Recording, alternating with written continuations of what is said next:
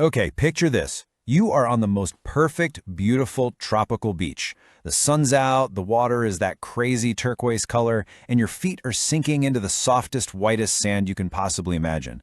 It really is paradise. But have you ever, stopped and really thought about where all that sand comes from? I mean, have you really wondered?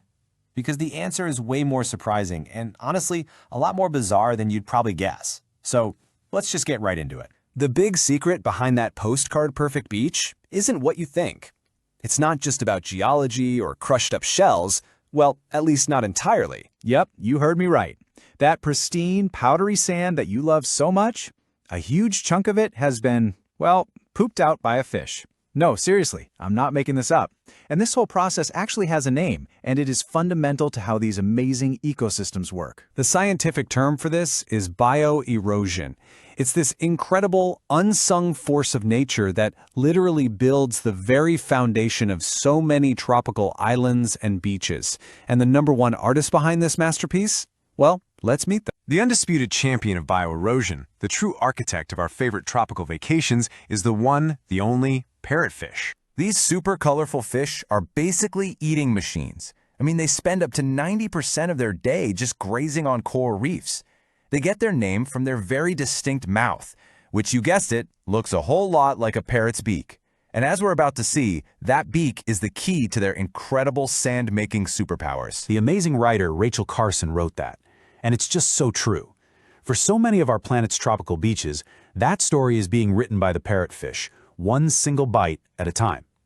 So how in the world does this biological sand factory actually work? Well, a parrotfish isn't just a fish. It's an unbelievably powerful piece of natural machinery. The whole secret to their strength is in their teeth. A parrotfish's beak isn't just one solid piece. It's made of about 1,000 individual teeth, all packed into 15 rows and fused together. And this whole structure is made of a material called fluoroapatite, which is so incredibly strong it's actually harder than gold or copper. It lets them crunch on rock-hard coral all day long. So the whole process is just brilliantly efficient. First, they use that superpowered beak to bite off chunks of coral rock. They're trying to get to the algae and the tiny coral polyps living on it. Then, they have a second set of teeth, called pharyngeal teeth, deep in their throat that grinds everything down into a fine paste. They digest all the yummy, nutritious stuff, and the rest, that indigestible coral skeleton, gets expelled as fine, white, beautiful sand. The sheer scale of this is what's truly mind-boggling. A single large parrotfish can produce up to 450 kilograms, that's nearly 1,000 pounds of sand every single year.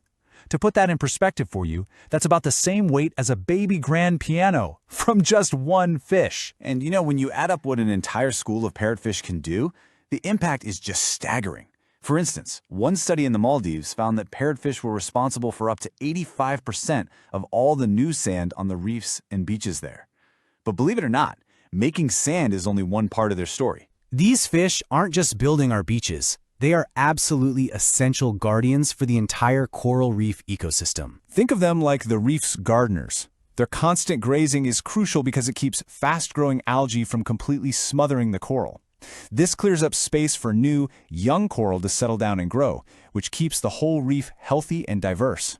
Without them, the algae takes over, the coral dies, and the entire system just starts to fall apart. They're what scientists call a keystone species. And listen, this isn't just some abstract theory. We can see the real-world consequences playing out right now. In the Caribbean, for example, coral cover has dropped by almost 50% since the 1970s. And while climate change is definitely a huge part of that, a major driver is the overfishing of parrotfish. We're literally removing the very animals that help keep the reefs healthy and resilient. And as if all that wasn't cool enough, parrotfish are just wonderfully weird. At night, a lot of them wrap themselves up in a mucus cocoon. Yep, basically a sleeping bag they make out of their own snot to hide their scent from predators like sharks.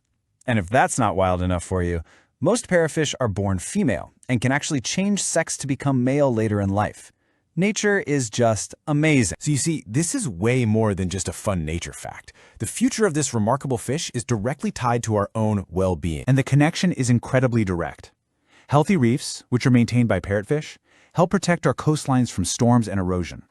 And those beautiful sandy beaches they create, well, they support a tourism industry worth billions of dollars every year in the Caribbean alone. Protecting the parrotfish isn't just about saving a fish, It's about protecting ourselves. Which brings us to the most important question of all. What can we do to help?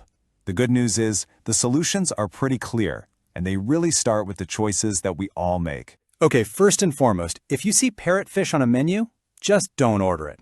When you travel, try to choose tour operators who are conscious of the marine environment. You can also support the creation of marine protected areas.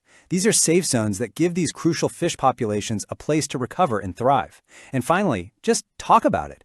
The more people who understand how important these fish are, the better our chances are of protecting them. So the next time you find yourself on one of those picture-perfect sandy beaches, take a second and remember the humble, hardworking, gender-bending, mucus sleeping bag-making parrotfish. Remember that in every single grain of sand, there is a story. And by protecting these incredible creatures, we get to decide how that story ends.